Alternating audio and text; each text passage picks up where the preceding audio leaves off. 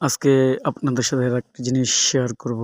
সেটা হলো আজকে আমার মসজিদে শবে মেরাজ উপলক্ষে কিছু আয়োজন করা হয়। সেটা হলো খিচুড়ি রান্না করা হচ্ছিল।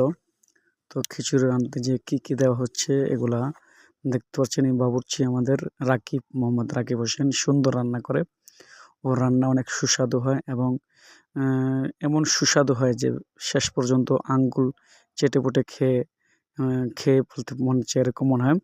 আমরা আজকে খিচুড়ি রাঁধতে যেয়ে এরকম ডাইল, মুগ ডাল না বুটের ডাল দিচ্ছি, অ্যাঙ্কার ডাইল, তারপর কাঁচামরিচ, লেবু, টমেটো, শসা, তারপরে চাউল আজকে খিচুড়িতে দেওয়া হবে এবং অনেক কষ্ট করে এই রান্নাটা করছি, আপনারা দেখতে পাচ্ছেন।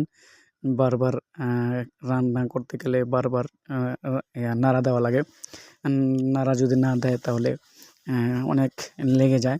এখন দেওয়া হচ্ছে ডাউল, বুটের ডালগুলো দিয়ে দেওয়া হচ্ছে এঁকের ডাল যেটাকে বলা হয়। আসলে রান্না করতে গেলে যে কতটা কষ্ট হয়, যারা রান্না করে শুধু তারাই বুঝতে পারে। যেরকম যে রাকিব হোসেন রান্না করতেছেন, আসলে ও প্রফেশনে বাবুর্চি না, কিন্তু ওর রান্নাগুলো অনেক সুস্বাদু হয় বরাবরের মতে।